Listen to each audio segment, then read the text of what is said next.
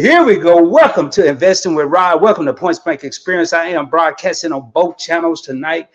Reason being, this is typically a Investing with Rod topic, but I hear it across the board, man. I always hear about generational wealth. I hear these two words. I've used them. I hear them. I hear people using them. And tonight we're going to talk about it. Hey, I want to welcome everyone here. I am your host that sometimes does the most. It's your boy Rod, as you can see from the screen. On this channel, we take my journey and talk about how I take small amounts of money and invest for my financial future. On Points Blank Experience, it's just simple. It's real talk from a point blank perspective. We're going to do both of them tonight. I'm not coming in here to show y'all no bunch of money. I'm not coming in here to talk about what I have, what I don't have. But I am going to do what I typically do, and that's do some thought-provoking things. We're going to talk about some stuff. I'm going to show you some ways. I'm going to tell you some ways. I'm going to talk about how to create generational wealth. And I got to give and I'm going to be doing a lot of looking down today. Do me a favor. If you haven't subscribed to the channel, hit that subscribe button. It is free. And I'm going to be real with y'all. I'm going to be dropping thousands of dollars worth of knowledge tonight. And when I say thousands, it's going to be, you would have to probably take a college class. And if I have to do two parts, I'm going to do two parts. I want to keep this about an hour and a half max. I don't want to extend this and people don't want to watch the replay, or if you have to go back and research something that you heard me say, I don't want you to have to go through a 2-hour video. So let me see who we got in the building. Let me see what's going on here. So we got Cheryl. What's up, Miss Cheryl? How you doing? How you doing? Thanks for the gift. I am going to be doing an unboxing on there. We got Experience with Sassy in the house, channel member for PBE. Thank you so much. We got Miss Jerry in the crib. Hey, what's up? Hey, what up, Sad? What's up, man? You're right. I'm over here still BTC only, which is Bitcoin. Buying the dip, loving 50% off the BTC price. That's a good start. And we're going to be talking about that. What he's basically saying is Bitcoin is down right now. He's getting it on a sale. But, you know, I'm not going to do too much technical talk tonight. We're going to talk about everyday things. I want to talk about things that people can relate to. And one of the first things I'm going to talk about is some of the things I've done and some of the things we still do. We is me. That kind of take away from generational wealth. And I want to hear, what is generational wealth? What, you know, we hear people say it, you know, I want to create generational wealth for my son. I want to create generational wealth for my daughter and my family. But do we really know how to do it? Can we say we're going to do something even if we don't know how to do it? No, you cannot. And tonight we're going to talk about I can do it in an hour and a half, but I'll be flying. So if I got to do a part two, we're going to do a part two. We got Just Asking for a Friend, Keisha in the building, my co-host in the house. I said in the building. That's her time. That's her line. I can't be saying. We got the Nichols in the crib. What's going on? What's going on? Let's see. Make sure I don't leave nobody out. Tara, what's going on? Thank you for being here. All right, I think we got it here. So Desmond and I are riding together. He said, hey, what's up, Desmond? What's going on? All right, 18 real homies in the crib. Hit that subscribe button. Hit the like button. Share it out. Share it to a friend. Share it to your cousin, your cousin's cousin. I don't care. We need to talk about this, man, because I'm going to talk about the first thing that I see that takes away. We're going to talk about what takes away from generational wealth. You can't get somewhere if you – I mean, if you're trying to build a sand castle on the beach, and then your son, your daughter, your little niece, nephew constantly taking a shovel, taking off sand as you're putting it on, you ain't getting nowhere. And that's what happens. We're talking about building generational wealth, but what are we doing to keep that foundation? You have to have when you build a house, you have a foundation. That's the way I learned it when I got my degree. You have to have a foundation. So what are some of the things that we do to take away from generational wealth? The first thing I did, and still have the capability of doing, is we spend money before we get it. Let's just say we're expecting a bonus. We're expecting a check. And notice I didn't say taxes. Everybody always want to talk about taxes. It's not about the taxes. We have, hey, if you don't want generational wealth, okay, good. If you don't want it, you don't want it, man. I'm looking at the comments over here. Let me take this comment down while I'm thinking about it. So, and I will be ignoring any people on the side that just talk about nothing. I will be knocking them out of here quick as I can see them. So I used to take money and spend it before I got it. If I got a bonus, man, okay, I want this watch. I want this shirt. I want these pair of shoes. How can you build? How can you add when you're constantly subtracting? Let's talk about that. If you're constantly taking away, how are you adding to the pile? You're not doing it. So, okay, then let's just say we go somewhere And Tanya and I just talked about this on Live and Direct. And we spend money that we know we don't have to spend. I haven't even looked at my notes yet. I'm just thinking about stuff I've done off the cuff. You know, I go on a vacation and then we pull out a credit card, or we dip into the electric bill, or we dig into this, that, and the third. And it's money that we don't even have to spend. And we're spending it now, but we got to make up for it later. Well, how are we ever going to build? And in addition to all this subtracting and all that, tonight, I'm going to tell y'all some brokerage firms, what I call income-friendly brokerages, like your Robinhood, your Fidelity, your Webull. I'm gonna tell you how much you need. It's a lot that I have to pack in this hour and a half that I want to do. So let me get in my notes here real quick. And again, if this is your first time here, do your boy a favor, hit that subscribe button. Let me know you're in the house. Okay, let me see which one of these. I guess I'll go to this one. All right, here we go. All right. All right, so now we talk about generational wealth, but I'm going to tell you some things that take away from us obtaining generational wealth is we sometimes put ourselves in a bad position. Whether you believe in karma, bad luck, whatever you believe in, it happens. Now, if we got it, how many times have we run into a situation we don't want to help someone, so we don't help them? We choose not to help them because it's taking money out of our pocket or out of our whatever we want to do. But what are we doing with this? So I'm going to propose a question. I see the comments kind of light right now. I got to get y'all in here to get active, man. What are we going to do if you get a bonus right now? Let's be honest. What do you do with your money? When you get what they call extra money, see, there is no extra money in the world of Rod. All my money got a job. And we're going to talk about that. Employ your money. Give your money a job. A job ain't going to the mall and spending it. A job is where can you put your money to make more money without you having to do anything. That's how you build generational wealth. You don't sit up here and, oh man, I'm going to go get this. I'm going to go, every time I get $1, I'm going to go spend $2. Every time I get $1, I'm going to spend 75 cents. That's cool if you go invest the other 25 cents or half of that.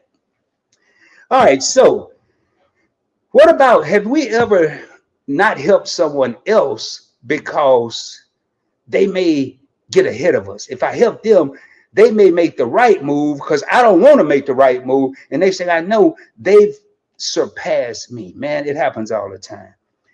So one of the things I want to do right now is I'm going to talk about employing your money. How do you employ your money? The first knowledge, the first thing with generational wealth is you have to put money up and not touch it. If you got $500, what you call extra money, and you put $400 in the bank, but you know you're going back next week to take $350 out, why not just keep the $350? I tell people all the time, put what you put up, what you can afford to put up, and leave there. Don't go put some money up with the intention knowing you got to go back and get it. Why not just keep that out anyway? I'm going to tell y'all right now, a lot of people, I have several videos on investing with Rod, from beginners to people in the middle to advanced investing. You want to see your money grow, and I'm just showing y'all my journey on how I take small amounts of money and invest for my future. You ain't never got to invest. I'm not tired. I don't want to use the word tired, but I'm concerned with people saying generational wealth. Well, let's start building it. Let's start. Hey, we can talk, but let's walk the walk. Investing. You don't have to have a bunch of money, and you don't have to have a bunch of investments to create generational wealth.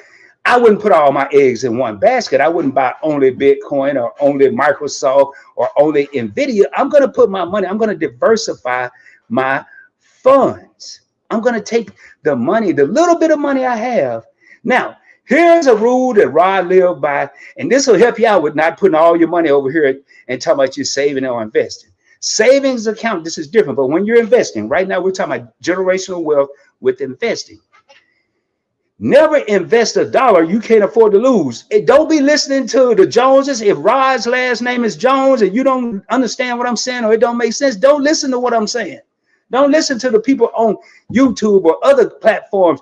Make sure you do your own research before you invest any of your hard-earned money. That's what people make the mistake. FOMO, fear of missing out. We hear about the next big thing. Hey, I heard they got this new water and it's going to, you don't have to drink water for a week if you drink one bottle. Man, that's some BS. Know what you're investing in. Invest in what you believe in. Don't just take your money. So first rule is invest what you can afford to lose or not have. If you can only afford to lose $1, invest $1. If you can afford to lose 5, that's what you want to invest. But at some point, you're going to have to get knowledgeable and conscious and confident enough to say, I believe in what I'm investing in. And don't get so afraid. Now, building generational wealth. Here's another myth.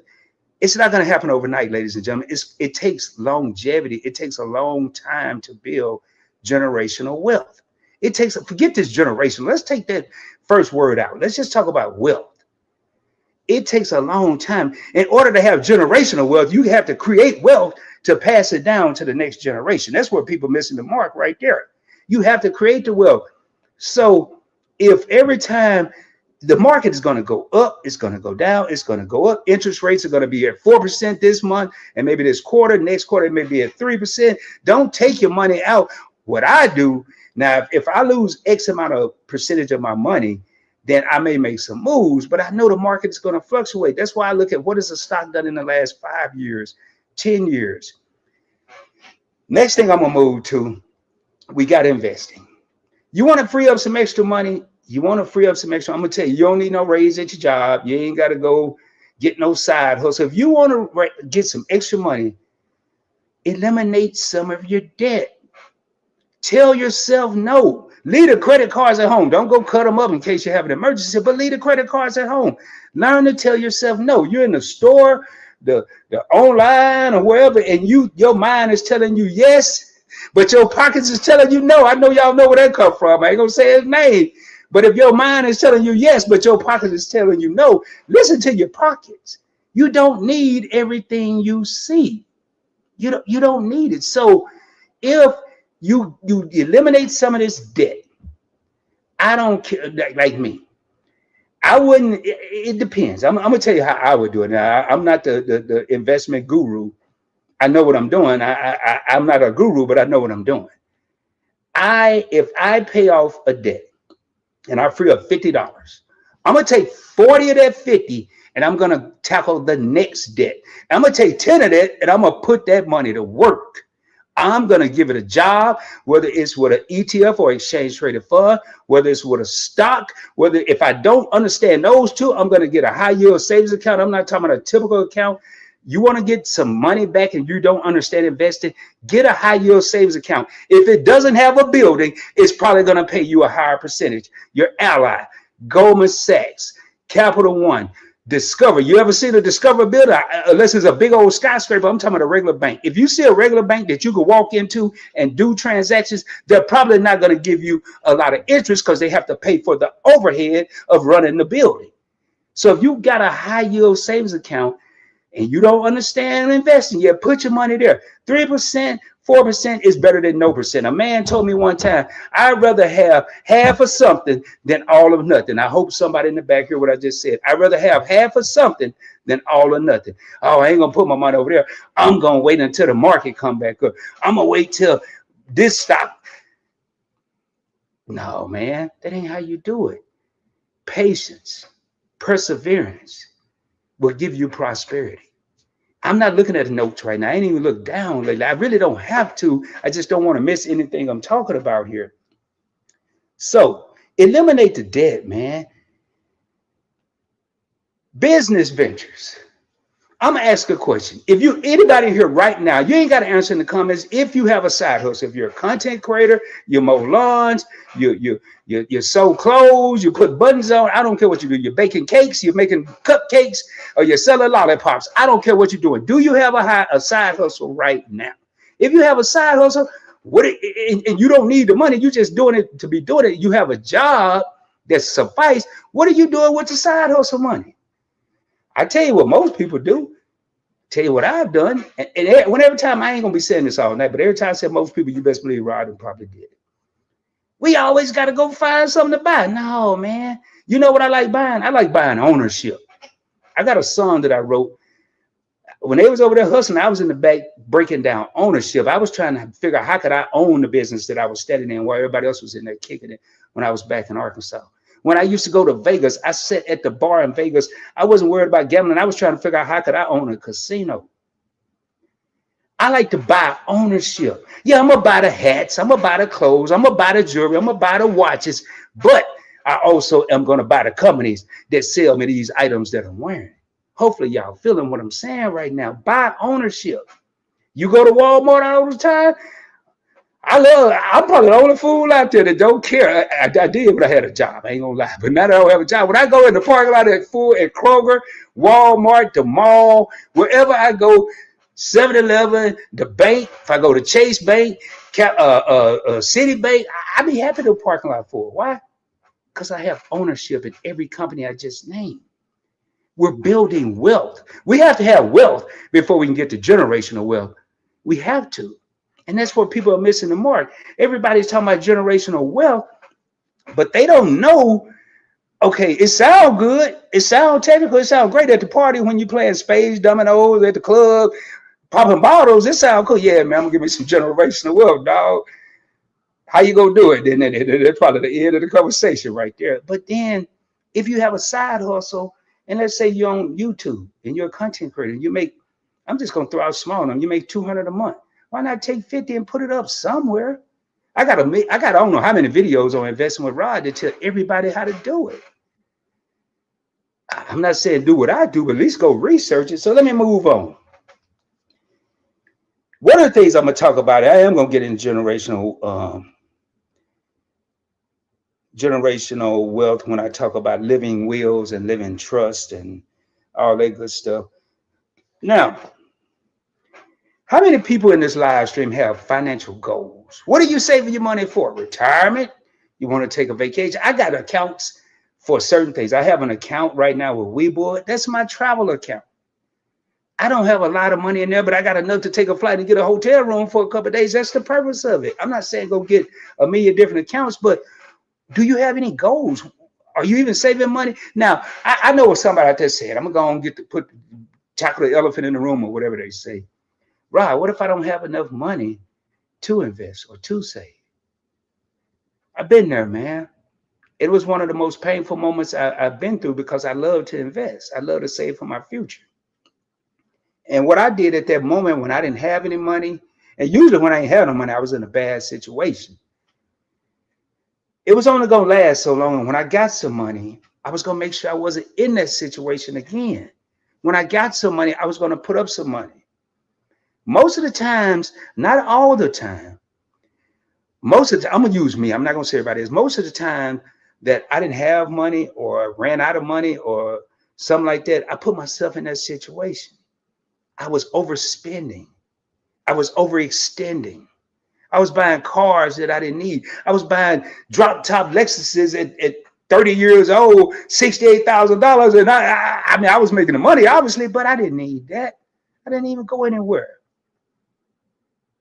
Then we go get the outfit that we only gonna wear to a one event. I mean, I know you ain't gonna go wear no regular sundress to the wedding unless it's a summer wedding. We go buy stuff I'm not saying don't go. Or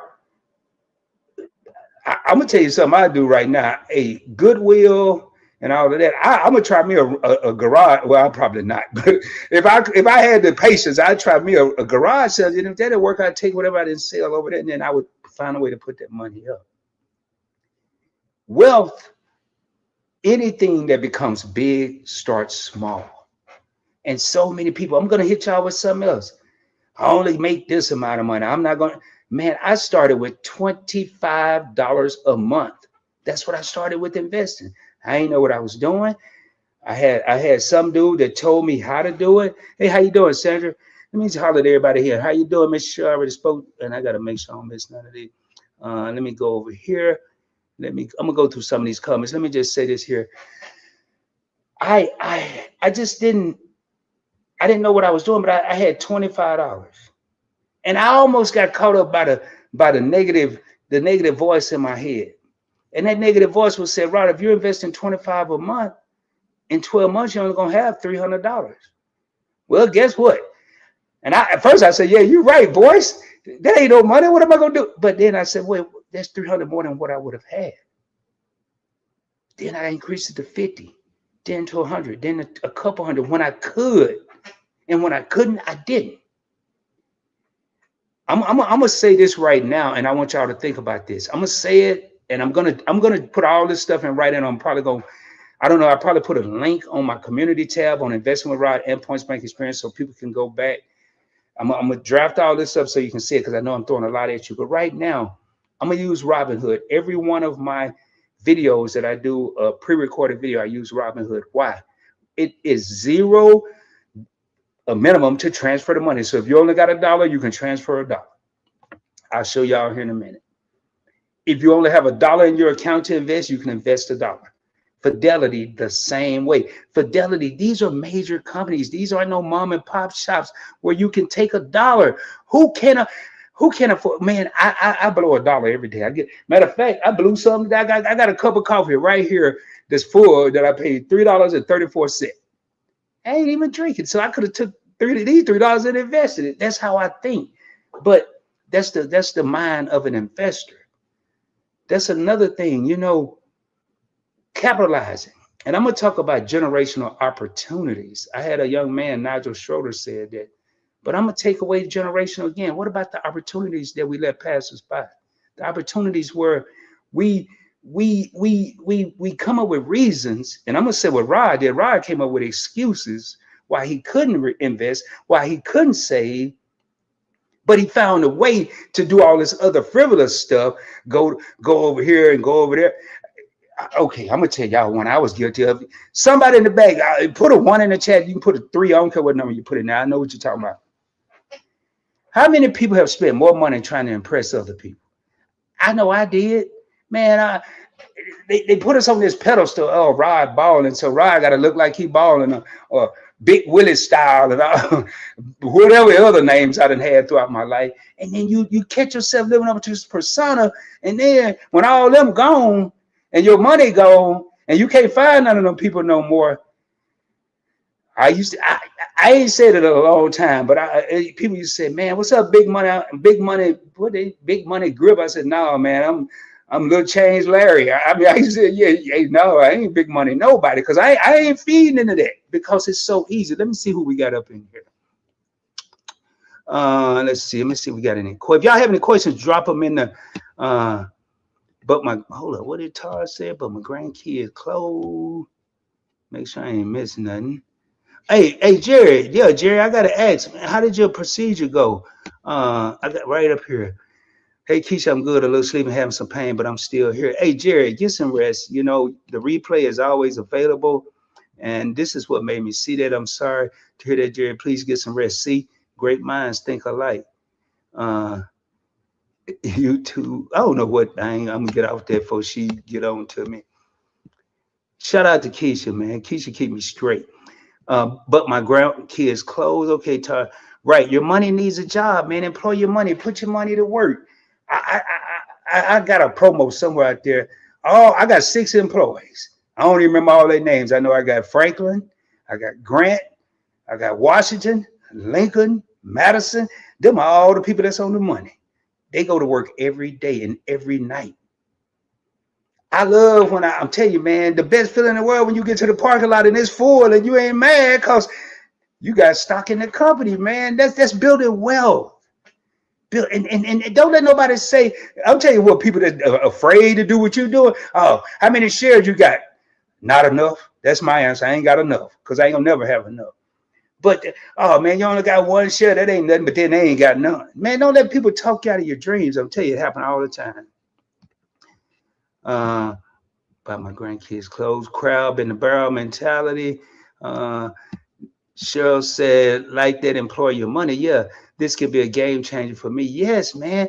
You know, if you got a business, I mean, I know Miss Cheryl has a business. I don't know her financial situation. I don't know nobody in here's financial situation. I only know mine. And I'm telling you, I don't care if I got an extra $1. I'm putting 50 cents of it up. And when I get $1, I'm going to Fidelity or Robinhood and I'm going to invest it. These big companies that you don't think you can be a part of, Charles Schwab, Fidelity, Robinhood, and whoever else out there. Man, I ain't never think I could have an account at Goldman Sachs. Goldman Sachs was that was for the rich, wealthy. They wasn't even for the rich. It was for the wealthy people. No. They realized, man, there's more non-wealthy people than it is wealthy people. Come on, y'all. We are given opportunity. That's why I got on that opportunity. We're given opportunities now that my mom, my dad, people's parents in here, our ancestors, they didn't have. When I first started investing, it cost $30 just to make the trade, just to buy the stock. You had to have $30, and then you had to buy a whole share. Now your boy Rod is telling you you can go invest $1 and buy a fractional share, or what I call a piece of the pie. You got a stock that costs $300 a share. Don't worry about that. That's the whole pie. Get you a $2 slice, a $5 slice. You might just get some crust. I don't know, but you got some pie. I can't is not in my vocabulary when it comes to financing and building for my financial future. I used to want to be rich. I don't care about that. I used to want to be wealthy. I don't care about that. I want to be financially free. Meaning I can come and go as I please. I can go out there if I choose to. I ain't gonna do it and buy whatever I want. If I get a call and someone's in need, don't try to call me though. Don't try to call me. I can help them if I choose to.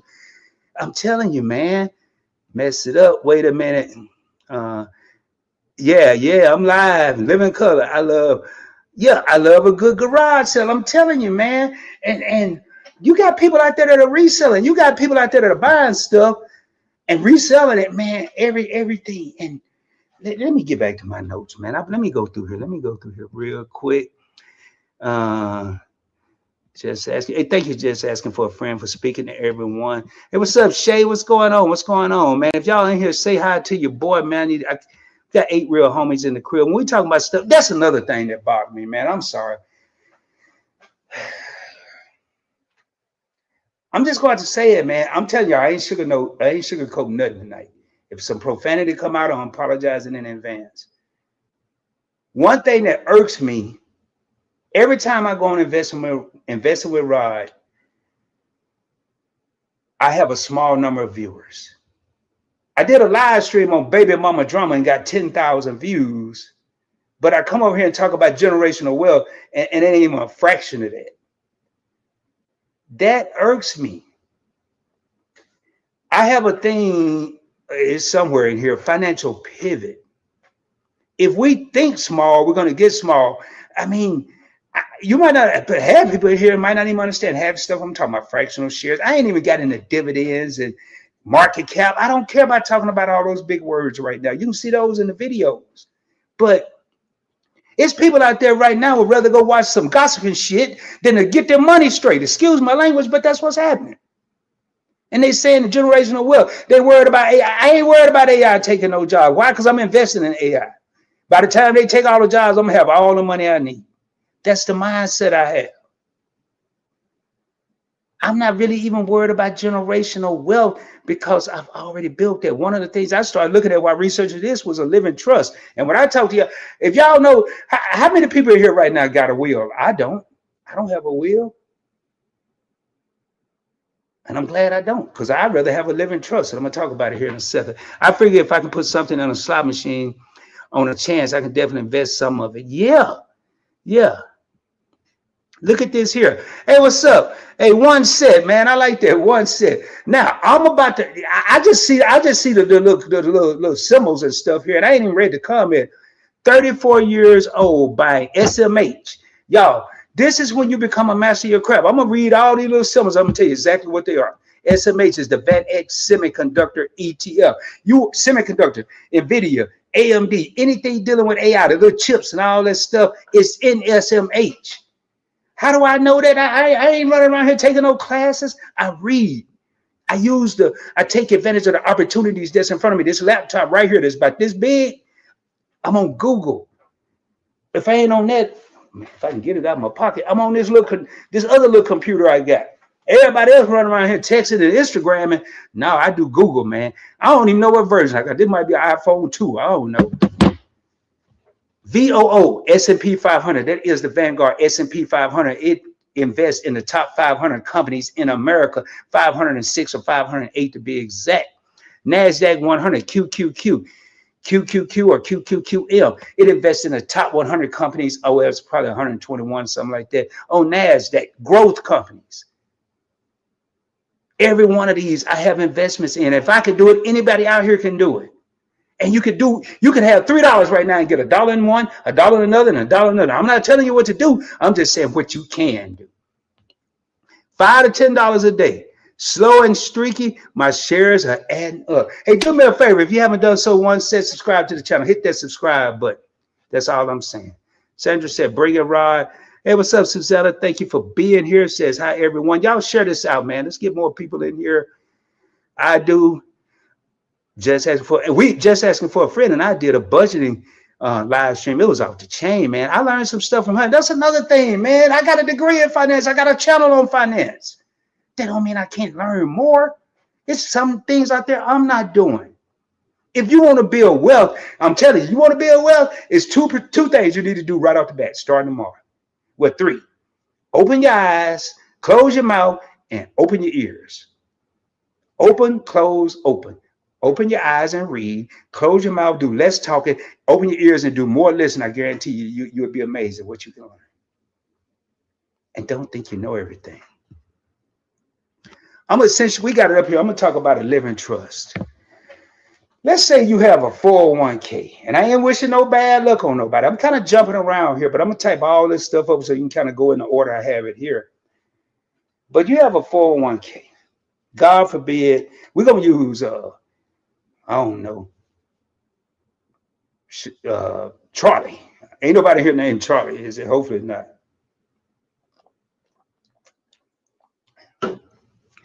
Charlie got a 401k. Something happened to Charlie. Charlie is no longer with us, but Charlie had a spouse. He had beneficiaries. He had beneficiaries listed for his 401k. Anybody want to guess what happened to that money when Charlie go away? It goes into what they call probate. It goes to the courts. They start taking fees and administrative fees and all this. And by the time Charlie's beneficiaries get it, it's not what it was. It's not what it was. But I'm going to read to you what a living trust is. Let me get up in here, and it's probably way down here somewhere. We're going to talk about some real estate too. Here we go. A living trust is a legal document and financial agreement created during our lifetime. Our lifetime. What happened to a will? You got to be gone for the will to execute, ladies and gentlemen. Living trust is just what it said. You can move stuff around when you're living. Will, you're gone. You ain't got no more say so. It's that simple. All right, that places your assets into a trust, allowing a designated trustee to manage them for your benefit and seamlessly distribute them to your beneficiaries upon your death. You have a trustee that's going to distribute, per that document, the assets. I'm not going to read all these 3 different people, but the key benefits of a living trust is on the screen. Sandra put it up here. First of all, you're going to bypass probate. Unlike a traditional will, assets transferred into a living trust pass directly to your beneficiaries without going through the public, often expensive and time-consuming court process known as probate. You got a living trust, you skipping all the expensives and all of the words we don't like to hear. Can you imagine this? I mean, we ain't gonna be here to know about it. Maybe we will, maybe we won't. But can you imagine saving all this money you done work for, and by the time it dwindled down and go through the court systems and all this other stuff, it's half of what it was? Living trust, you ain't got to really worry about that. All right. Now, this is another thing. I bet you people don't know this here. When you got a living trust, it's private, baby. Can't nobody access it. But when you got a will, it's public knowledge. Did y'all know that? I bet y'all didn't. I ain't gonna lie, I didn't know it before today either. So you got a will, everybody. Now, they might not know what all you got in there, but they'll know you have a will. But if you have a living trust, it's private. Ain't nobody knowing nothing but the trustee and the beneficiary. So you can dictate when and how your beneficiaries receive their inheritance, distributing funds and installments to younger beneficiaries. Let's say one of the beneficiaries is 16. Well, you might not want to give $1 million or $1 million to a 16-year-old. You may want to say when you get 20, now, what I like about these living trusts, you have 2 types. You have revocable and you have irrevocable. Now, revocable, I'm sorry I'm using these bigger words, but that's what they have here. The most common type is a revocable. As long as you're competent and in your right mind, you can change, modify, or completely dissolve the trust at any time. It becomes irrevocable upon your death. So obviously you can't change it if you ain't here to change it. But I'm just saying, y'all don't need to do that. But if somebody get mad at somebody in the family and you don't want them in there no more, usually a will, you got to go through a whole bunch of hoopla. Here, you can just take them out. Irrevocable trust, living trust. Once established, you generally cannot change or remove assets from the trust without the beneficiary's permission. It is less flexible, but others benefits like protection from creditors or estate tax reductions. All right. Now, I'm going to tell y'all, regardless of what you hear in this live, go and talk to a professional, an estate planning attorney. It's a lot deeper. I'm just touching really, really surface level stuff here. So you need to go and actually do your own due diligence and do research. So, all right, moving right along. Now, there's a thing called a pour over will. Pour, like you're pouring some water over will. And what it does, it is put alongside a trust to catch any assets that was not transferred into the trust before the person who established the trust passed away. Pour over. So now you're covering all bases. Now this is more than that generational wealth, because now we're passing stuff down to offspring and family members. Now with this here, the assets that can be in this living trust, you can have a home, bank accounts, investments, any specific goals or concerns you have, such as avoiding probate or planning for children. The way to get started with this is you have to get an estate attorney. You have Charles Schwab, Fidelity. I'm telling you, it's expensive, but you can manage it yourself. I would probably want to have an estate attorney manage it myself, or Charles Schwab will manage it for a fee, and Fidelity will manage it for a fee. But I'm going to tell y'all some of the difference. So a living trust, it bypasses probate. A will does not.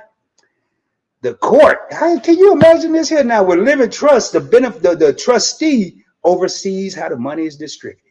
But with a will, do you know how your money is decided, how it's going to get distributed? From the court, from the people that don't even know you. They don't know you, your family, your cousin, your cousin's cousin, but they distributing your money. They don't even make no damn sense to me. I mean, none. So when it comes to a living trust, it's completely private. When you have a will, it is public record. Anyone can review who receives your assets. So I'm telling you, man, you got a will. You know, I remember y'all, you used to watch Fred Sanford and Jefferson and or even some of these new shows, they read off the will where you can go view who received your assets, and you might not know everything they got, but if somebody said they ain't get something and you got a will, it's a public record. You can find out if they really did or they really didn't. Living trust, you can't do that, man. It's all private. Asset control. Something happens to the person who established this trust. They're no longer with us. With a living trust, it takes effect immediately. Manages assets while you are alive and while you're not. You can manage them the whole time. But a will, it only takes effect when you ain't here no more. You ain't got no say so. You ain't here. I mean, you might have, and then you ain't got no control over who getting what, because you got to go through probate. All right, cost and complexity. Living trust more expensive and complex to set up and fund. A will is simpler and much more affordable to set up initially. So it may, if you want to go the cheap route, get a will, you may be able to move over to a living trust. A child guardianship. A living trust cannot be used to name guardians for minor children. So you can't use no living trust say, well, unmarried is going to be the guardian for little Timmy. It don't work like that. But a will is the only document that can name guardians for minor children. So in a will, unmarried, I can make whoever Uncle Billy, and Uncle Billy might not be the parent. Obviously, if he's Uncle Billy, he might not be the the person who's raised the child or anything, but he could be the guardian for the minor child. That's how I set it up. If I have a will, maybe I don't like unmarried. That was my sister, but I don't like. I never did. Y'all make it. I'm having fun here, but that's what really happened, man. Hey, what's up, Taya? Let me go over here and see what we got in here. Let me see what we got in here. YouTube experiment was squeezed. I don't know what happened to Charlie.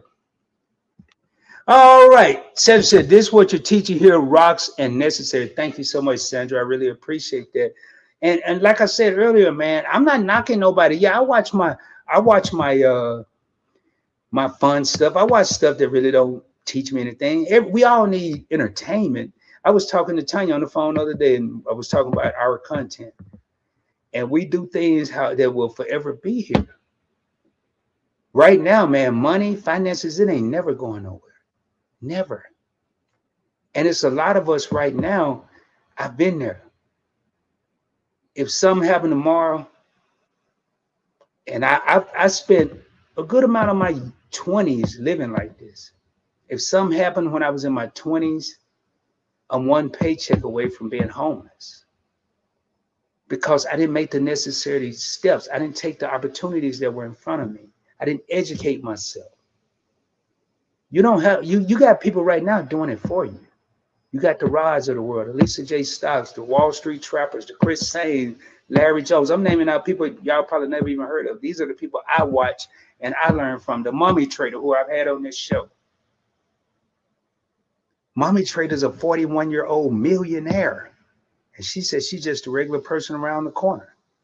We can all be that, man. But we have to take the necessary steps. We can't have generational wealth until we get wealth. We can't have wealth until we save or invest money. We can't save or invest money until we stop frivolously spending money. Y'all see how this works? It's not chemistry or what's that other stuff? Calculus or trigonometry. This is everyday common sense. All right, let me go through here. YouTube said, what happened to Charlie? Didn't know that, Rod, about the being public information, just asking for a friend. Keisha says she didn't either. Shay says, thanks for sharing your knowledge with us, Rod. Hey, no problem. No problem. I really enjoy this, man. This is when I was coming up, nobody did. I mean, not in this as I could go read a book. I can go to the library and hope the book was there. But I had no one that would get on a camera and take the time out and actually enjoy. Neither one of these channels that I'm broadcasting on right now are fully monetized. I'm doing this because I want to see people come up. It's one thing when you know better and don't do better, but when you don't know and you haven't been afforded the opportunity, that's the reason we used to be able to use. My mama didn't know it. My daddy didn't know it, and mine didn't. But my brother and I self-taught ourselves, and now if I say that, it would be a straight up excuse. Can I not go sit at the pool? Can I not go sit outside for half the day and maybe take 30 minutes and watch a video, read an ebook, Google something? I learn something, try to learn something every day. All right. I don't want to have anything else to do with the court. They get no more say about what happens to me or my money ever again. Hey, I don't know what happened, but hey, that's a strong thing. What's going on? My co-host, Tanya Vint Yours of Spirits, just event yours with the channel, and also TNT Connect. Y'all go check those out. Hey, Rob, what's popping, man? We over here talking about them coins, Tanya. That's all. We're just talking about building that generational wealth. Tim and I, we're just finalizing our estate planning right on time. See, that's what I'm talking about, man. Yeah, I'm gonna be real with you, man, and I can't relate to no other group of people because I'm only in one group. I don't know anybody that's an African American. Now, I guess I do now, Tanya and Timmy, that had an estate. And that was I got a huge family. I don't know nobody. I mean, I'm not saying they didn't. I didn't know about it. They didn't talk about it. And if they're not, that's another thing, man. Why don't we talk to our kids? When I was a kid, our money was a damn secret. It was a secret. It was like, how can the kids, how the hell are we creating generational wealth when we don't want to tell the people that's going to pass it down to, or the generation we're going to pass it to? That is why when we do have money and we pass it down to the next generation, it gets screwed up. Because it was a secret. Didn't nobody want to tell nobody nothing. Hey, all right, we give them allowance. And what happened? Not so much now, but back when I was a little whippersnapper, we gave a kid $1. That's all I got, maybe 2 on a good day. We went to Kmart. How many of y'all remember Kmart? We bought us a Hot Wheels, my little brother and I. We wasn't nobody talking to the kids about saving no money. When I graduated high school, I'd never forget, I got $600 and it was from neither one of my parents. My pops was in the street doing drugs and my mom was trying to make it. I'm just telling y'all the truth. My aunt, she had created something, $600. That was my graduation gift. I'll never forget that because I received something. And a lot of my peers didn't receive anything. Nobody where I grew up got no cars. They might have got a pair of Levi's or some slacks or something, parachute pants or something, but it wasn't nothing major. So, all right, let me jump in here. Let me keep going here. Everybody's speaking to Tanya. Everybody's showing Tanya love. Everybody's showing. Sandra says, and what you write in your will, what you want to have done with your money don't really matter. Yeah, man. Yeah. Because it ain't going to be all that. Ain't going to be there no more. It's got to go through probate. I'm telling you, man, boy, y'all keep on watching whatever's on Netflix right now or Hulu and all that. Them people got money. They already got money. Most of them. If you're passed away, people do whatever they want regardless of what was written or what was wrote. That's true. We ain't got no say so. Statistics. The choices I made caused the court to decide my fate. I won't have a will because of what you are saying right now, my friend. Wow. I had no idea, man. Shay said Kmart was my mom's favorite store over Walmart. All right. My first husband didn't know how to write a check. He worked and saved, but he had no knowledge of managing his money. Listen to what Tanya's saying. How many people right now go out there and bust their butts, man? But they don't have the financial literacy to know what you got people out there making buku money, but they don't know how to flip it. You watch my videos on Investment Rod. I say all the time, man, go to IHOP, look at the griddle. I'm gonna be that dude back there flipping money like pancakes, baby, all day, every day, all day. I'm gonna pull. I might, if depending on how much time long I've been on here. I'm gonna pull up the account that I use on here is Robinhood. It's a play account just for the channel, Investing with Rod. But every stock you see in there is in my major brokerages, my Fidelity, my JP Morgan Chase, which is Chase. Yo, I got and I ain't wealthy, I ain't nowhere near, but I have a JP Morgan wealth management account. They're managing my wealth, no matter how big or small. It's a lot of it's the mindset, man. A lot of it's the mindset.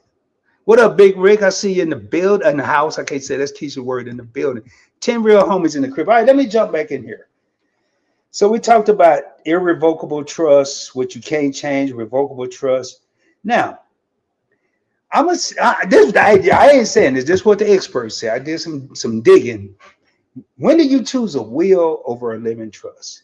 If you have minor children, these are when you may want to choose a will. A will essentially for legally designating a guardian for your kids. You can have a guardian with a will. You have a smaller estate. You don't have a major estate. I don't know if I can buy this, but I'm going to read it anyway. If you do not own real estate and your total assets are minimal, I do understand. Now, and I'm going to explain it to y'all. Probate may be short and inexpensive, making a will sufficient. The more you have, the longer the probate process going through the courts. The less you have, it ain't that much. First of all, I don't know why I go to no damn probate anyway. I don't care if you got a lot or a little. What they got to do with it? I mean, I got it on paper where I want my money to go. What is it? I can't even get the words out. Why is it there? But anyway, so if you got a smaller estate, it don't take the court that long to decide what they're going to do with your money. Or you want a simple setup when wills are straightforward and cost-effective to draft compared to the detailed legal work required for a trust. I actually am part of a trust fund right now. And one of the things that motivated me, and hopefully I can motivate someone tonight, just listen at this story. My great-grandfather, I think I never got a chance to talk to him much because he was mean. But I think the last time I saw him, I was about 6. He has a trust fund. He left each of his kids. I'm sure he had a life insurance policy. I didn't think at first, but he left each of his kids $100,000 apiece. My great grandfather in Arkansas. You want to look it up? Oh man, what Elaine, Arkansas. Look up Elaine, Arkansas. ELA. I'm gonna put it in the comments. Look this up. Look up Elaine, Arkansas. See what happened there. It was equivalent to what they call the Black Wall Street. I want to say it was North Carolina. I watched the documentary. North Carolina. I can't remember if it was Wilmington, Elaine, Arkansas, and Tulsa was places that they did not want to exist because of the knowledge of the finance markets there. My great grandfather lived near Elaine, Arkansas. During the Great Depression, he accumulated enough assets. He left each of his 4 kids 60 acres of property apiece. 60 acres. Forget the mule. And they all got 20 more than they were supposed to get through his hard work and his efforts and his labor. He left each one of them $100,000 apiece in 1976. Calculate that to today's money, it's not $100,000. It passed down, and the one I'm under is my grandmother's name because that was his daughter. And between January and April, I get a check every year. And when I'm gone, my beneficiaries, which are my 2 daughters, they will split my portion. I'm not going to call it generational wealth, but it's a generational something. We got to start with something instead of settling for nothing. We may not get to generational wealth, but I tell that story 76, let me see, that's 50 years ago. I'm pretty quick with numbers. He passed in 76. 50 years later, I'm still talking about it. And it ain't really that much money to talk about. It's the thought and the principality behind it. Let's see what else we got in here. No, I ain't making it up. Tell you, man, don't make me share my screen. I ain't gonna do it right now because I got too much. But and now for real, look, Tanya always messing with me. Look it up. Look it up. Hey, I bet you Timmy maybe have heard of it, Tanya. All right.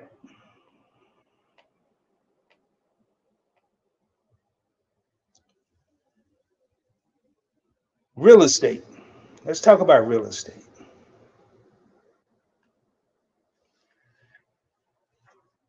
I remember, boy, this was one of the top 10 dumb things I've ever done in my life. But I remember, okay, thank you, Keisha, thank you. She said, I've heard of it. One of the top 10 things I did in my life. Y'all, there's opportunity. I'm going to give y'all an example of an opportunity. Tara, I see your comment. I'm getting ready to read it. I'm going to go ahead and put it up there. I forgot what year it was, but my younger brother called me and he said, hey, man, Tanya, I guess I'm making this name up too. Hot Springs Village, Arkansas. Look it up. Look it up. I bought some property in Hot Springs Village because my brother said, man, all we trying to do, and listen to this, y'all, this is crazy. All we trying to do, if we get, Tanya got me laughing, y'all. Man, I'm sorry. I always try to think I'm just over here kidding, man. Do y'all have a Monique, Arkansas? What about a Jamie? No, they probably do, though. So my brother said, man, we buy this property. We can go play on this private golf course. Now, I'm in California at the time. I'm not even in Arkansas. I said, how much is it, man? He said, $1,275. I want to say I got a third, it was more than quite like a third acre or something. I never even saw this place. I saw a picture of it. It had a bunch of trees on it. That's it. And one day, I think I needed some money or something. But instead of going and getting a loan to suffice, I took the path of the 2 L's. The path of least resistance and the path of laziness. I didn't feel like going to the bank and applying for no loan and all that. I just said, man, I'm going to sell my property. That $1,275 at the time when I sold it was worth $25,000. $25,000. $23,000 in profit. Boy, I was happier than, ooh, boy, man, all my problems was gone. But what would that be worth today had I just took the time and the effort and the energy and go and get a loan and still have that property to pass down to my daughters, my grandkids. I have a little third cousin that stole my heart when I met her when I went back to Arkansas for my father's homegoing. She's the only child I've ever done with, and her mother was right there. She's the only child I've ever done a live stream with, and I can't remember the name of it to share it with nobody. The only child I've ever done a live stream with, and she was 4 at the time. She will be in whatever I get, living trust will, something, whatever I get. So let me see. I have heard of it, Elaine. Okay, I read that. Oh, I got to read what Tara said. Tara said, at my job, people always come in and say the car was left in a wheel, and we don't acknowledge wheels. If your assets are over 60,000, you automatically have to go to probate court. There you go, y'all. Your house gonna be maybe good. With your house, let me Google that. Let me Google it. But that may be where Tara is living. Does your home automatically go to probate? Y'all see what I'm doing right now? When I don't know something, I ain't got to, I used to say I'll look it up.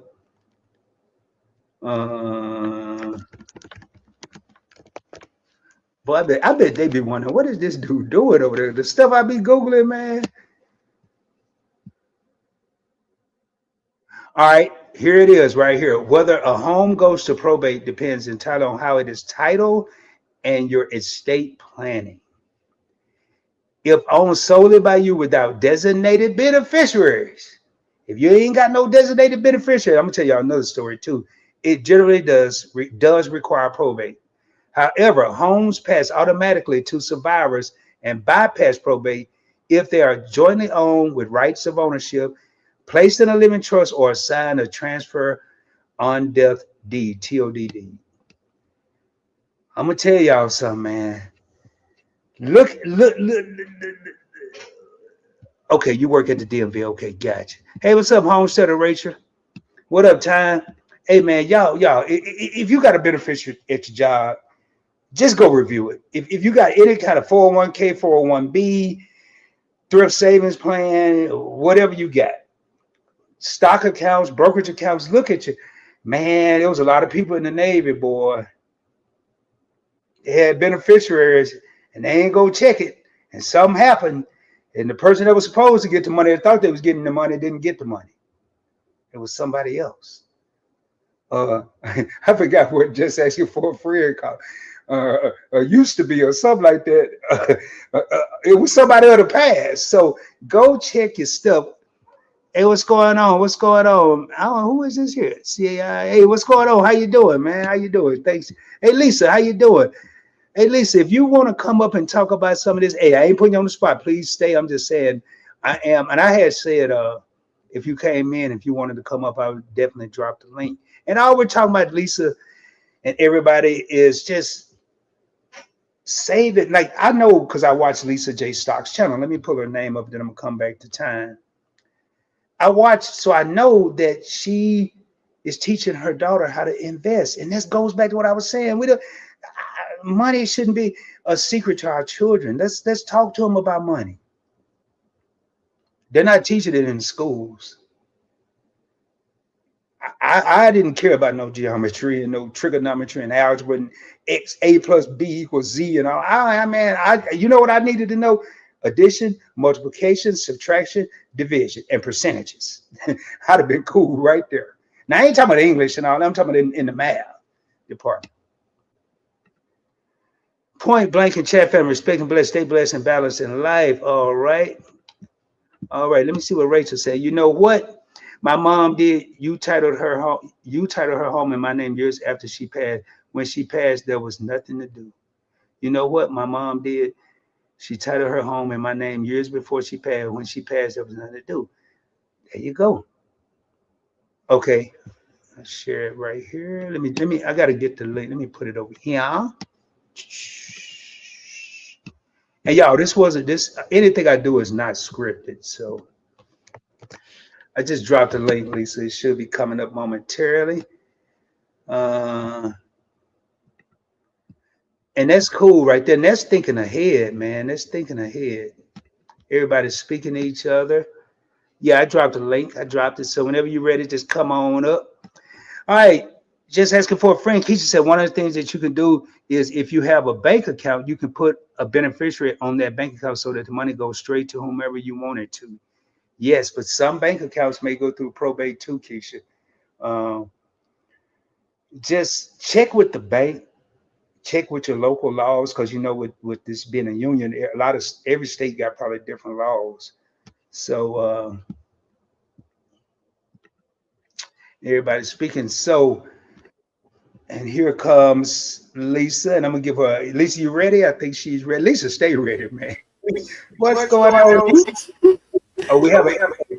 I, you're Oh, hello. okay. Do you need me to mute or? Yeah, mute your YouTube. Now, don't mute you. Just your whatever device you're watching YouTube. You may have another tab open.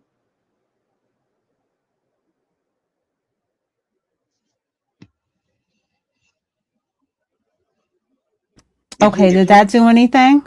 Yes, perfect. Okay, okay. I closed it out. So So, it's a if you have a tab where you're watching me on YouTube, you have to close out. StreamYard is going to do that. okay, okay. So, what are we talking about? I just finished my live and I actually dropped your link at the end of my live. So, I said, if you all want to come over with me, I'm headed over here for more financial uh, discussion. And then you invited me up. Well, thanks for doing it. I still hear a slight echo. Okay, I'm sorry. I might just have to mute every time I'm not talking. Yeah, if you're watching or playing it on YouTube, it's going to do that. No, I'm not. I'm not. Okay. Yeah, you might have Well, to. let me know if the quality's not good and you don't want me to be up right now because I don't know what else I could do.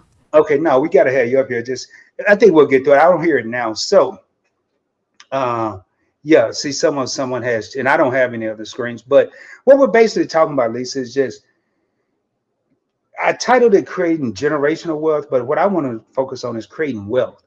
And when you came in, I was kind of talking about teaching our children, talking to our children, not spending money on frivolous items, maybe investing, all the stuff we normally talk about. Not, if you invested $10 a day for how long? I did my VCI for 3 years and maybe 4 months. $10 a day for 3 years and 4 months. Yes, still. You know what, Lisa? What I would do is come out and come back in, just make sure everything, and I'll drop the link again. So that way, just go out and come right back in and just make sure everything's shut down. And Lisa will be right back, y'all. She has a lot of knowledge to share. I'm going to drop the link so she can see it. Yeah, Miss Cheryl was here. I don't know if she's still here. And Rachel said, if nothing else, have a POD on your bank account. Hey, what's a POD, Rachel? I just want to make sure everyone knows. I'm not. I know several PODs. So I want to make sure we're not saying the wrong things. So, and yeah, she knows how to do it. Appreciate it. She knows how to do it. It sounds like it's just she probably had YouTube on somewhere, maybe a phone or somewhere. She was watching the live, so she'll be back momentarily. But and I'm gonna, when Lisa come back, I'm gonna talk about some of the places you can invest your money, because you have to start somewhere. We talk about high yield savings accounts. If you have, say, direct deposit going to a credit union or a typical bank like a Bank of America, Chase, Wells Fargo, wherever you got your money, a local credit union, you may want to look at, say, a Discover Bank. Who else do I have? PayPal. PayPal has a savings account. And let's see, Lisa coming back. PayPal has a savings account. where you can get about 3.65%. You have Capital One, Ally. It's so many different high yield savings accounts, and just put some of your money there. Now, the bad part about that is, yeah, it is. Yeah, it is, man. It is. It is Michigan State Spartans, man. The bad thing about if you don't have when you have a high yield savings account, there is typically no building to walk into. You will get a debit card, but if you need to talk to someone, it's going to be over the phone. You're not going to drive over to your local bank like you normally would. That's why I say put some of your money there and maybe some of it in a regular place where you can get to it, but you'll have a debit card. Another thing I want to talk about, I know we're talking about generational wealth, so I'm just kind of doing some stuff here. Uh, okay, I think Lisa's connecting her mic and stuff. One of the things when you have these different savings accounts and different accounts, make sure I try to build a relationship if I have a local branch. Because if you have a mishap, I had something go down a couple weeks ago, and the person that they called to ask about it happened to know me personally. Not related to him, she just happened to know me.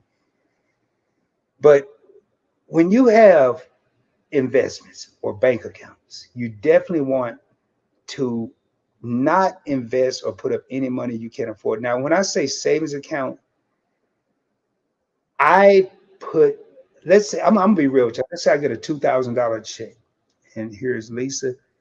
All right, can you hear me now, Lisa? I can hear you. How's the sound now? Perfect. Okay, so Perfect. I came in back in on my phone Okay. because I thought it would be better because the Well, computer it's seems still to. kind of, it looked like you're up here kind of, sort of. I mean, it's your picture. So Lisa, tell everybody a little bit about you and what you do, and maybe it's something. I mean, this, you know me, I don't structure it. I just kind of will it free. I do have some notes here. We have talked about living trust and wills, and we don't have to get into all that. But basically, I just want to, you were talking about 3 years and 4 months of $10 a day in VTI, and we're going to throw letters around. VTI, everyone, is the Vanguard Total Stock Market ETF, exchange traded funds. Think of all the U.S. companies. I want to say, what is it, at least about 5,600, 6,000 companies in one investment. No, And I you don't think have it's to manage about. all of them. You just got in one place. Mhm. And Lisa did $10 a day. And Lisa, I just got a question before you start talking. Did you ever feel like $10 was too little? Or No, when I was okay, so that started back in 2022 mhm, in Keenan Grace's Discord. That was my mhm, first time ever dollar cost averaging in that way on a daily basis. That first 10 weeks of mhm, doing that challenge. And yeah, when he said, Lisa, I want you to be a part of this challenge, and share, and we used to have Sunday, we would have voice chats in the Discord as we were getting started with doing that first challenge back then. I thought that $10 a day was a lot. I was like, oh man, I'm gonna have to do this every day. I did think it was a lot. mhm, But once I got used to it and I did every one of those investments, I did it manually. That was not a set it and forget it in the app thing. I went mhm. in every day and I bought my $10. But no, I didn't think it was small. And I know people I've been on live streams and people in the chat have said, like, what is that going to do?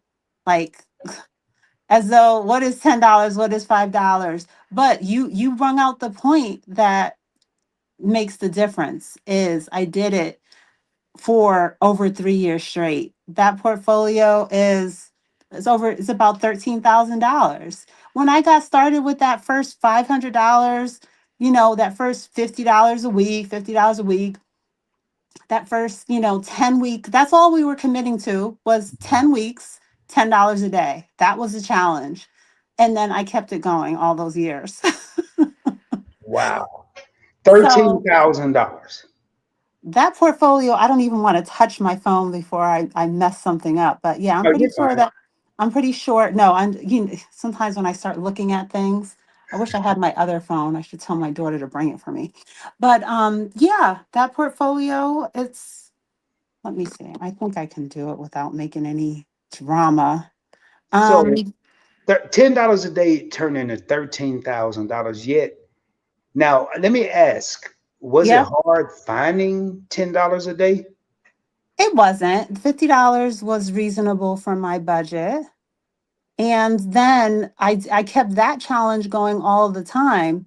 But then I had because that was a challenge that was supposed to end in 2022, but I kept it going until 2026. But so obviously over that time span, I had lots of other what I call challenges that I also did that overlapped with it.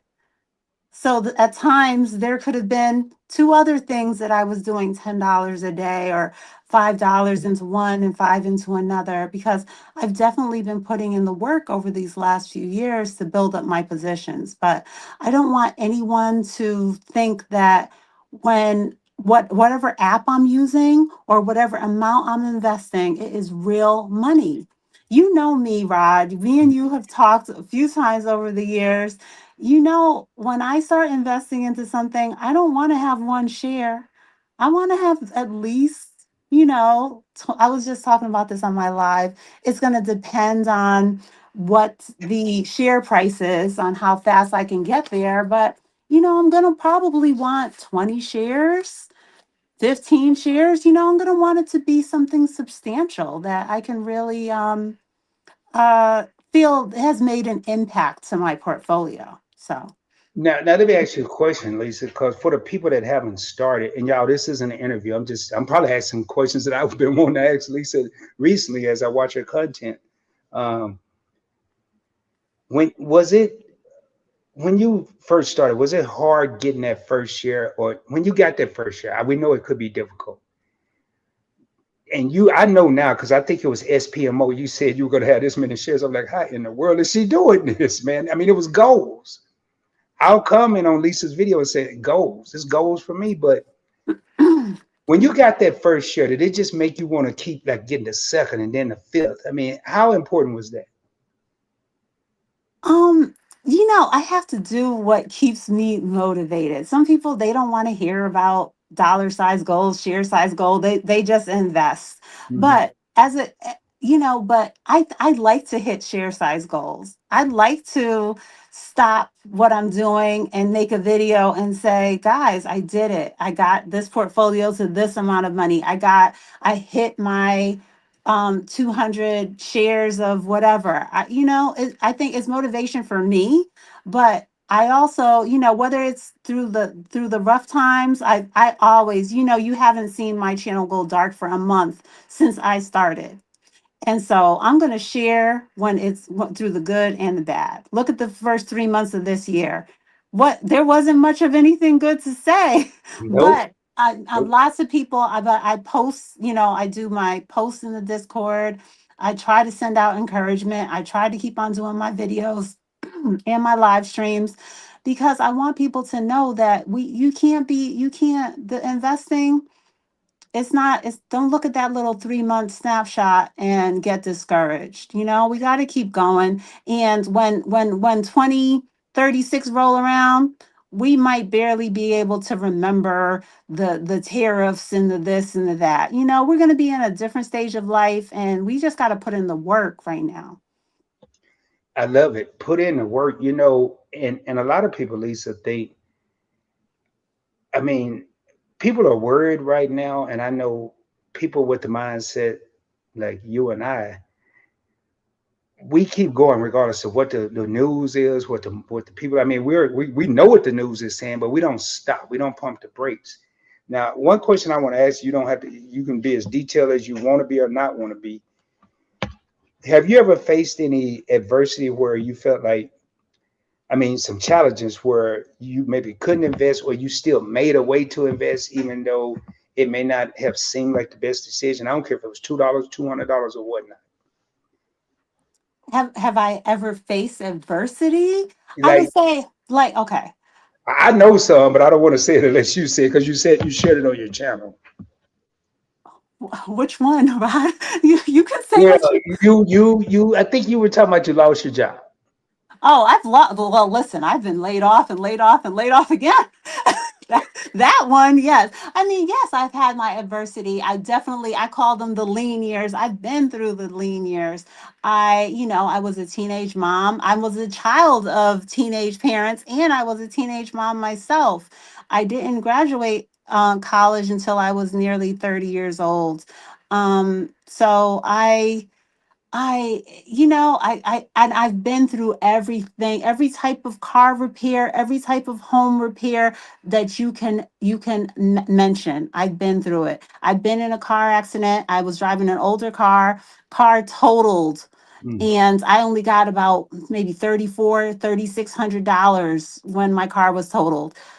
At that time, this was some years ago, but even at that time, I couldn't go nowhere and get a car to replace that car. That car meant so much to me, and I wasn't in a place where it wasn't in my agenda. It was not in my budget. I was not saving for the next vehicle because that vehicle was old, but it was running.